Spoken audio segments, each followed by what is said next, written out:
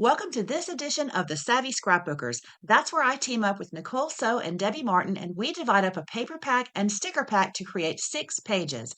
And this month, we're using the Christmas Charm collection. I'm Donna Guest, the Lazy Scrapbooker and Creative Memories Advisor. I've got a fast and easy layout for you. Let's get started. The outer pieces of this layout are very structured, but the inner parts are more free and fun and allow you room for journaling. Here's what you need to complete my 2 pages. You're going to need the 4 sheets that I have, which I have these 2 background sheets, which are the red plaid. Just for reference, the other side is this. And then I have these 2 sheets, one with the ornaments and the green plaid on the other side, and then one with this gorgeous green pattern. The other side is the argyle, and it's a shame, but I'm not using that. Then you'll need some stickers. I took all of these. We all get so many stickers. You know, a whole pack can do much more than 6 pages, obviously. So these are the ones I got. I will not use them all for sure. Then I'll have the rest of them for some more pages. Then for tools, I'm keeping it simple this time. We've got the 12-inch trimmer, repositionable tape runner, and in case I need them, micro tip scissors. Okay, I rarely tell you what size photos to put on your pages, but for this one, I'm going to, for the best outcome. So here's what I'm going to do. I've got 4 photos, and I've trimmed them down a bit to work, but they're pretty much all vertical portrait photos. These are 4 by 6, and these 2 are 4 inches wide by 4.5 inches tall. So if you have that, if you can trim your photos to that, it will work perfectly. Or if you want to do some combination of that, because if you think about it, this is 4.5 inches long, this is 6 inches long. So we've got 10.5 inches of photo length, not counting these margins. So you could say your photos could be equal and you could have them 5.25 inches tall each. Whatever you have, we're going to cut this paper to mat them all at once, because a lot of times I love to mat photos, but you know what? I'm a little bit lazy to do them all, of course, and I love how it makes them pop, but it requires space to have the margins in between them, and then you use up all your space that you could be using for journaling or cute stickers and embellishments. So we're going to mat these all at once. The key here, though, whatever your size is to have them in a rectangle, a perfect rectangle. All right, so I'm going to measure this, and this is going to be 8.5 inches wide. Go ahead and cut the whole thing. And this one we're going to cut 1 inch off, so it is 11 inches long. Now, this works perfectly for my photos, and I'm doing it that way so that I know that it's going to match the other side. While we're on this paper, we've got this 3.5 by 12. Let's cut the 1 inch off of that one too. So we've got these strips. You can throw them away or you can keep them from something else. So I'm going to go ahead and put this aside because it goes with our right-hand paper. You could mat your photos before you make the cut just to make sure it's right. But again, I'm doing mine so that I know it's going to work with the other side. I should just place these before I tape them. Okay, that's going to be pretty perfect. So I'm going to go ahead and tape these down.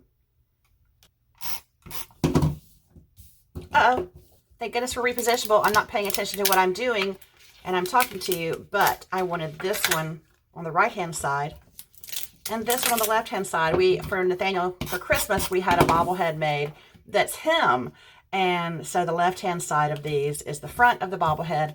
The right-hand side is the back, showing his favorite number, number 5, which was his baseball number. Okay, perfectly matted, and I even had a little bit of redo there. So with our first piece of paper, here's what we have. We have 8.5 by 11, and we have 3.5 by 11. Next, we're going to take this ornament paper. It's the one that has the green plaid, and we're going to cut a 3-inch border, and then we're going to cut off 1.5 inches. So you've got 3 wide by 10.5 long. And now we'll take that other piece of green and we're going to mount this on there so it has a nice 1/4 inch border all around it. This layout, you definitely want to have your repositionable tape handy, because in case your borders and your margins aren't perfect, you can always redo them. All right, I'm happy with that. Now let's take our 2 background sheets and we're going to mount the green pieces that we have so far. Mine already includes photos on it, one big photo mat. And so we have that nice 1/2 inch border all the way around both sides. And here's how we can make sure that's perfect. Okay, let's use our 13 by 13 mats. I love having these because you can see a ruler all the way around, and I've got mine taped together with just painter's tape on the back, but you can see a ruler all the way around, and I'm lining it up, and I've already attached these, but I'm lining it up where I have a 1/2 inch right here at the edge of that paper, and the top edge here is at a 1/2 inch, same thing down here and here. So I'm lining them all up vertically and horizontally with a 1/2 inch. So they are perfect. Now we're going to take the rest of this green plaid paper that we used for our ornaments over here, and we're going to use it to mat any other photos that you have here and any journaling boxes. I've already written my journaling, and so I'm going to mat all of that with this. I'm going to do a small mat, which is only 1/8 of an inch, so that it doesn't take up too much space. Now, one other idea, and you know I'm a lazy scrapbooker, but this is kind of a cool idea if you wanted to. Here's the first one I made. If you wanted to do this with yours, if you have extra paper over and you want to cut these out with your micro tip scissors, fussy cut these out, you can cut out a single ornament, as you can see there, and attach it with foam squares over where it was there. And so then you have kind of a little pop-up 3D look. Totally up to you. But my team member Vicky does this. She has beautiful scrapbooks, and I've seen her do this with flowers in her scrapbook, where she'll print 2 photos and fussy cut one and put it on top of the original photo, and it is just amazing to have something popping out like that. So that's one idea that we can do over here if you want to. If not, oh, I get it.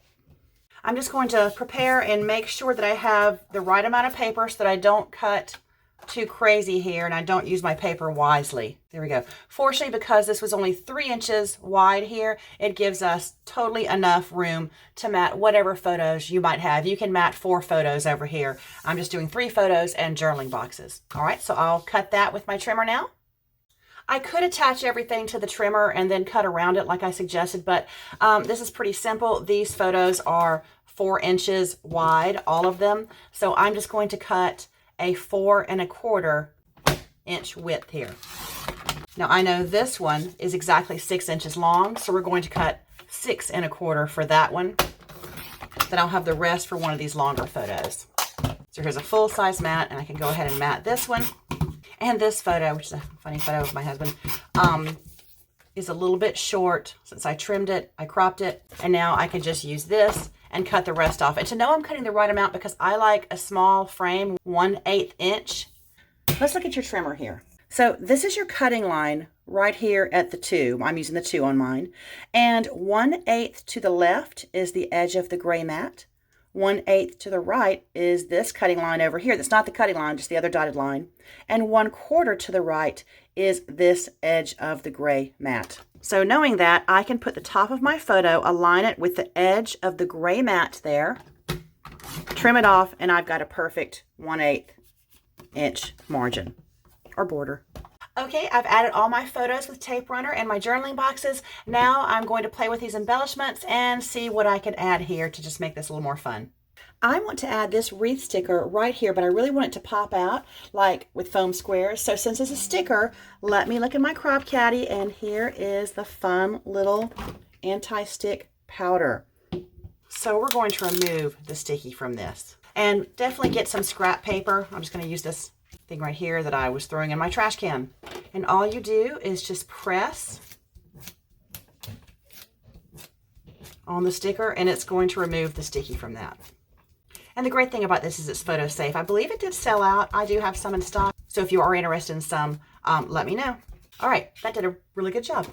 So now I'm just going to add some foam squares to this. And if you're wondering why you have to remove the stickiness from the sticker, you don't have to, but it can cause what they call sticker collapse, which is where if something pushes on it, it's going to stick to what's beneath it, and then it's not going to be even like we're about to have it.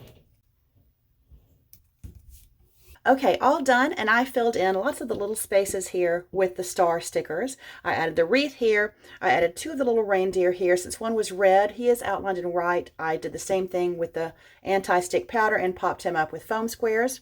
And then I've got all my journaling as well. But the main features here are the single mat for multiple photos, and then the matted border over here with everything in between. So I hope you have a lot of fun doing this layout.